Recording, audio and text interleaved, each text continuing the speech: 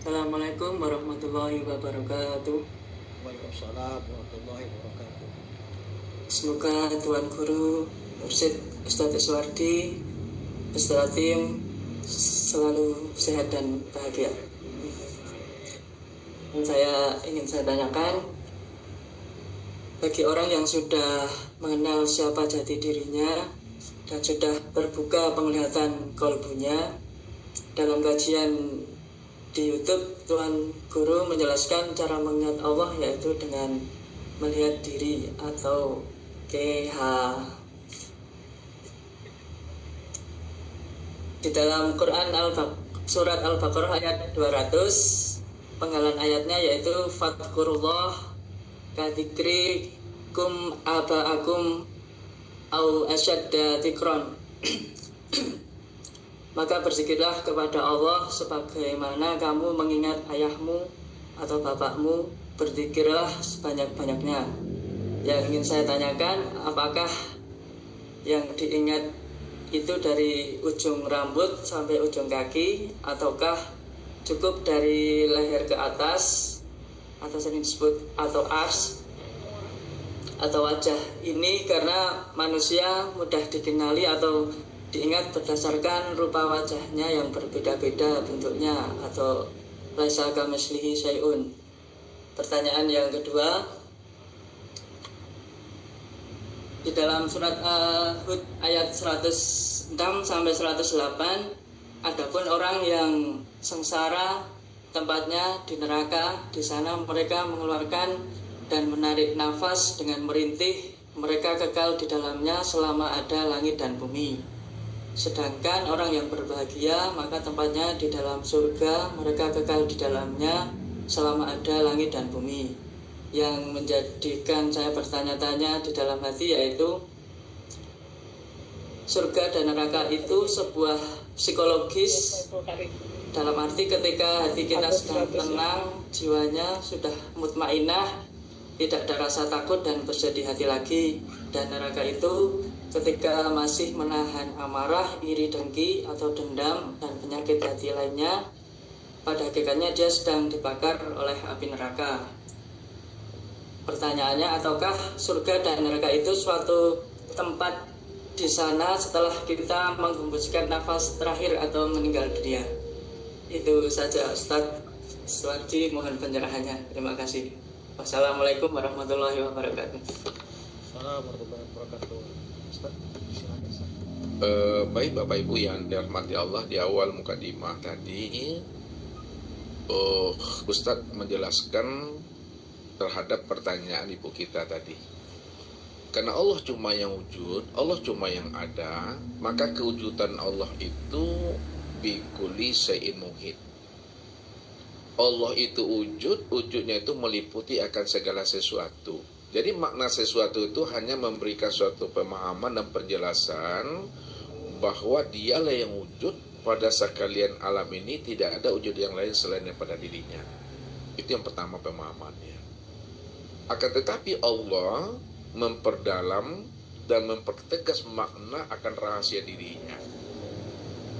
Walaupun Allah meliputi akan segala sesuatu sekalian alam ini, akan tetapi kesempurnaan memandang Allah pada sekalian alam itu, pandanglah kepada insan pada diri masing-masing yang disebut namanya manusia.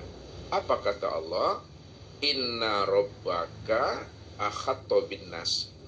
Sesungguhnya Rabbmu itu, aku ini, kata Tuhan, aku ini sudah meliputi akan wujud dirimu. Itu maknanya. Kalau Allah cuma yang wujud, wujudnya telah meliputi akan dirimu, itu makna yang sebenarnya, aku inilah yang dirimu, dirimu itu wujud nyatanya akan diriku. Bukankah dirimu itu bentuk lain daripada rupa diriku? Akulah yang dirimu, dirimu itu, itulah nyatanya akan diriku. Kalau ada bahasa dirimu, dirimu itu yang disebut namanya dengan Muhammad, ya, atau Nur Muhammad, bukan Nabi Muhammad. Siapa Muhammad itu? Siapa pula Allah? Muhammad itu tubuhnya Allah, Allah itu turuhnya Muhammad. Muhammad itu zahirnya Allah, Allah itulah batinnya Muhammad. Maka antara Allah dengan Muhammad, Muhammad dengan Allah, dua yang tak ada berpisah, dua yang tiada bercerai. Itu makna yang sebenarnya. Dialah yang menyaksikan akan dirinya sendiri pada dirinya sendiri, yang disebut namanya dengan Muhammad, atau yang disebut namanya wujudullah. Jadi bahasa inna rabbaka ahata bin nas itu kalau dipahami makna secara hakikatnya, dua yang tiada berpisah itu, aku sudah meliputi Muhammad. Muhammad itulah sebenarnya wujud berupa akan diriku, karena aku juga itu yang sebenarnya yang bernama Muhammad itu. Makanya Allah mengatakan bahwa akulah dirimu dan dirimu itulah wujud nyatanya diriku. Lalu bagaimana cara kita menghantarkan paham, bagaimana melihat dan menyaksikan Allah? Apa yang telah disampaikan Allah ini di dalam firman-Nya, maka memandang dan menyaksikan Allah itu betul-betul utuh, sempurna zahir dan batin, dari ujung rambut sampai ujung kaki ini. Bahasa Ustaz KH atau gini. Nah, jadi sempurna dia memandangnya zahir dan batin yang disebut namanya dengan insan. Namun ketika kita memahami KH niha tadi, kita munculkan sebuah pertanyaan. Apakah kita ini mengaku Allah? Apakah kita ini jadi Allah? Apakah kita ini merampok hak Allah? Tidak. Jadi kita bukan merampok hak Allah, kita bukan mengaku Allah, dan kita bukan pula ingin jadi Allah. Berarti apa makna keha? Apa makna niha? Apa makna koha?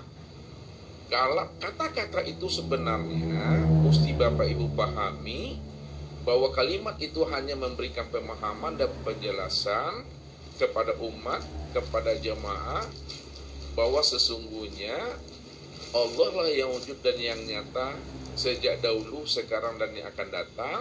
Dan kita tidak pernah wujud sejak dahulu, sekarang, dan yang akan datang.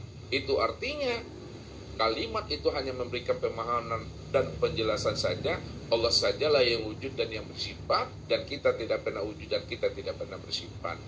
Jadi kalimat itu yang mesti kita ambil dengan rasa, dengan ittiba dan isyarat, sesuai dengan apa yang disampaikan oleh ulama kasar, ma yahruju baina syafatain ilal isyrati wal iktibar. Apa yang keluar daripada dua bibir, yang terlontar dari dua lisan ini, itu hanyalah menunjukkan suatu ibarat dan isyarat saja. Pahamilah makna yang sebenarnya di balik kata-kata itu.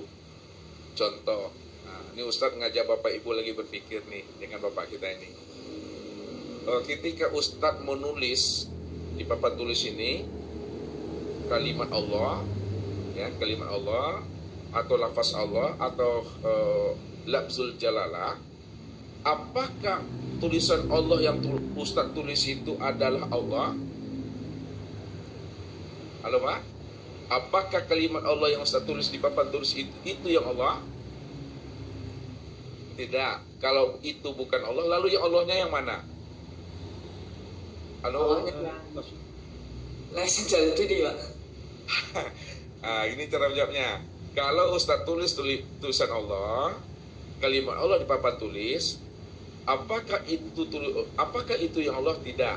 Lalu yang mana yang Allahnya? Yang Allahnya itu yang menulis itu yang Allah. Yang menulis itu yang Allah. Siapa yang menulisnya itu?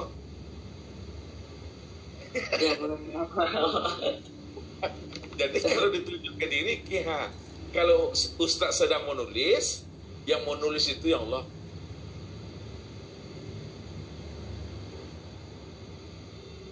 Begitulah cara mengambil paham dari setiap kalam itu. Jadi para ulama itu telah menghantarkan bahasa tauhid dan bahasa makrifat itu dengan rasa sebenarnya.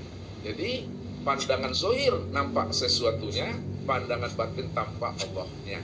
Pandangan zahir nampak ayah ibu, pandangan batin tampak Allahnya. Oleh karena itu, pandang Allahnya, apa yang dilihat oleh mata, bahwa segala yang dilihat oleh mata itulah wujud nyatanya akan diri Allah. Begitu cara mengambil pahamnya. Jadi memandangnya itu secara utuh dan sempurna, zahir dan batin, yang songgok dan yang sebatang itu Bapak Ibu.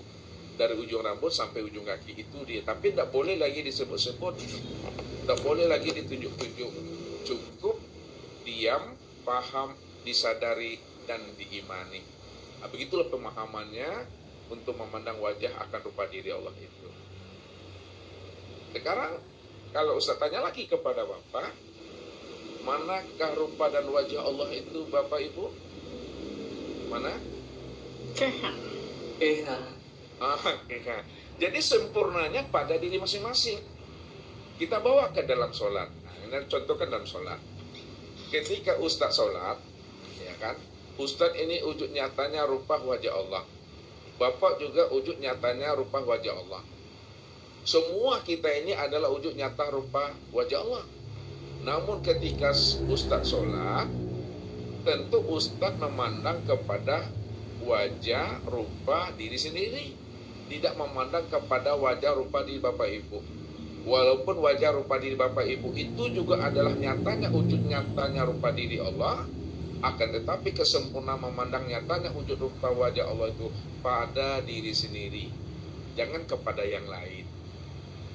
Terjadi sesuatu pada saat kita takbir, terlintas sesuatu di dalam hati, terpandang sesuatu si A, si B, dan si C, terpandang yang lain, ya. Apakah jatuh dia kepada kesyirikan? Apakah kita sudah terpandang ada dua wujud di situ?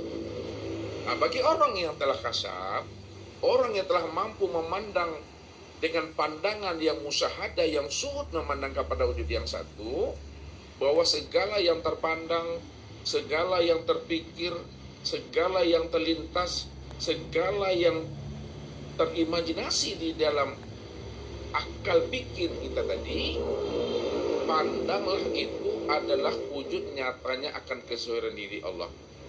Akan tetapi wujud nyatanya kezahiran diri Allah yang terpikir, yang terlintas pada hati dan akal pikir, sempurnanya pada diri.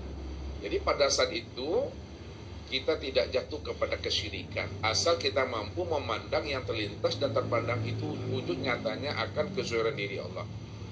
Baru kita jatuh kepada kesyirikan pada saat terpandang sesuatu, jangankan yang lain, ketika kita sholat terpandang karpet, terpandang Allahnya di situ. Nah, di situ jatuhnya syirik tadi itu. Terpandang imam, terpandang makmum, terpandang baju, terpandang celana, terpandang sarung, terpandang sejadah, tidak terpandang Allah di situ. Maka itulah pandangan yang berdosa tadi. Jadi bahasa Ustadz sebagai kesimpulannya, wajib bagi kita memandang dan melihat akan tahwil Allah dalam bentuk rupa yang berbeda wujud yang lain. Bahasa kerennya, kenalilah penyamaran Tuhan itu dalam bentuk rupa yang berbeda wujud yang lain. Apapun wujudnya, apapun rupanya, karena dia cuma yang wujud dan dia cuma yang ada, maka segala bentuk dan rupa itulah kezahiran nyatanya akan wujud rupa diri Allah. Kalau ada orang mengatakan Allah kan tidak berbentuk, Allah kan tidak berupa, Allah kan tidak sama dengan sesuatu. Betul, Allah itu tidak berupa dan tidak berbentuk dan tidak sama dengan sesuatu. Namun karena Allah cuma yang ahad satu-satunya, maka segala bentuk dan rupa, ya, itulah sebenarnya wujud nyatanya akan diri Allah. Jadi kesimpulannya, karena sesuatu tidak pernah ada, jangan dibandingkan, jangan disandingkan, jangan diserupakan Allah dengan sesuatu yang tidak pernah ada. Bagaimana mungkin kita akan menyandingkan, menyerupakan Allah dengan sesuatu padahal sesuatu itu tidak pernah ada? Kalau sesuatu tidak pernah ada, berarti yang ada itu hanya Allah satu-satunya. Kalau Allah satu-satunya, maka ya segala sesuatu tadi itulah sebenarnya kita ambil makna yang sebenarnya. Segala sesuatu itu adalah bentuk lain daripada rupa wajah diriku sendiri.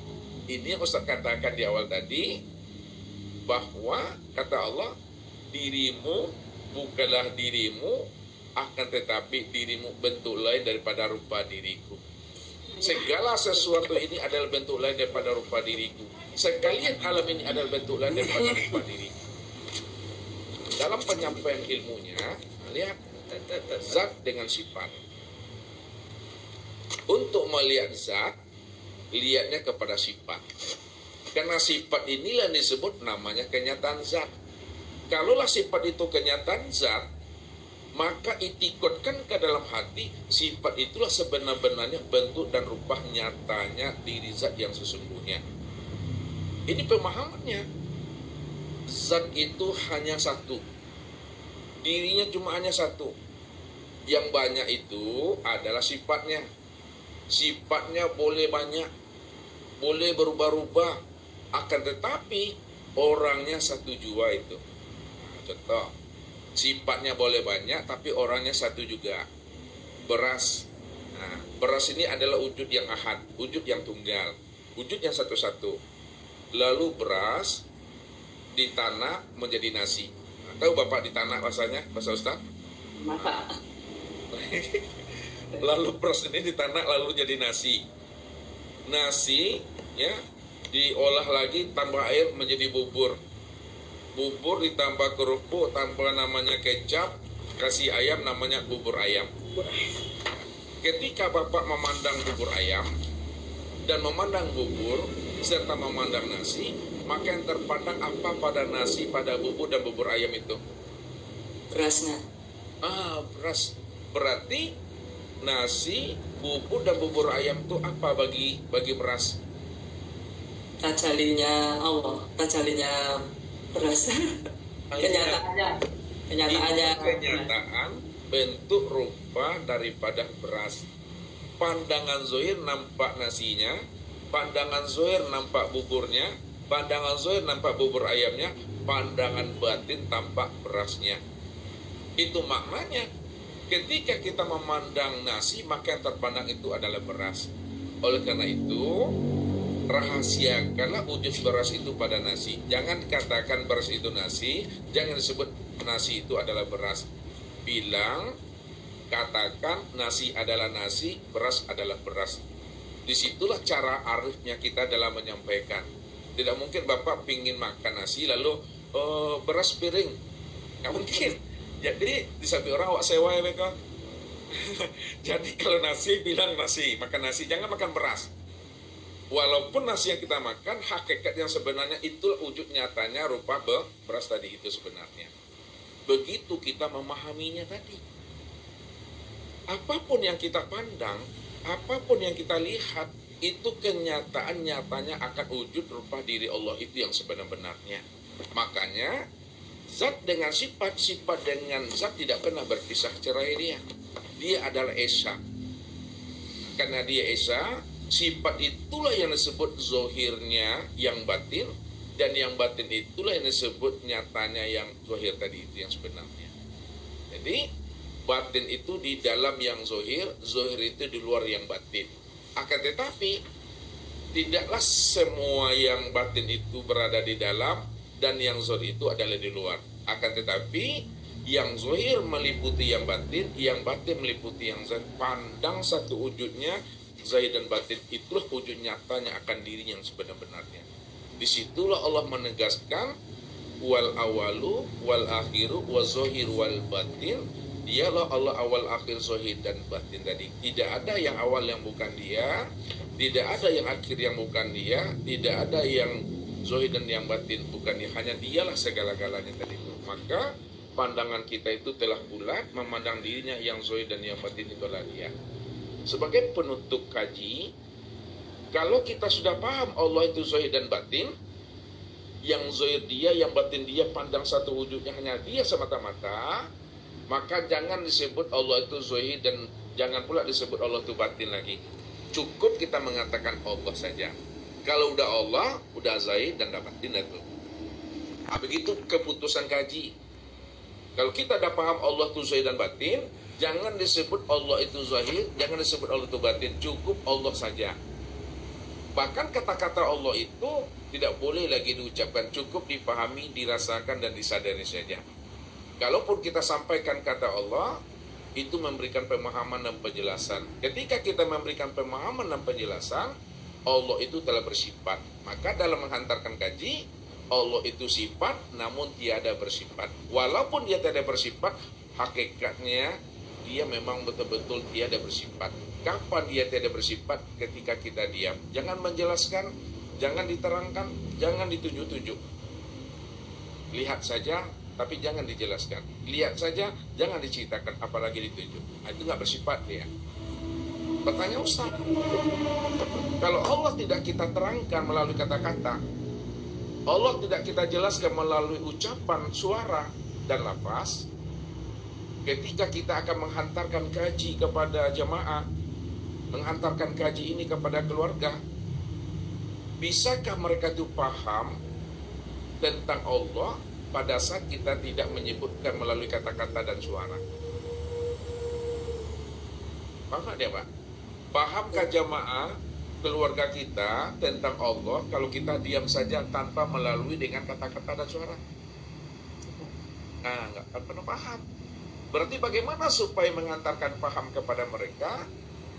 Maka melalui kata-kata dan suara. Ketika kita melalui kata-kata dan suara, Allah itu sudah bersifat. Itu yang Ustaz maksud. Dia telah bersifat pada saat kita menjelaskan. Inilah maknanya, Allah itu sifat namun tiada bersifat. Dia bersifat karena kita menjelaskan. Lalu bagaimana supaya dia tidak bersifat? Jangan dijelaskan, diam saja. Nah, itulah duduk paham itu sebenarnya. Mungkin itu pemahamannya. Yang kedua.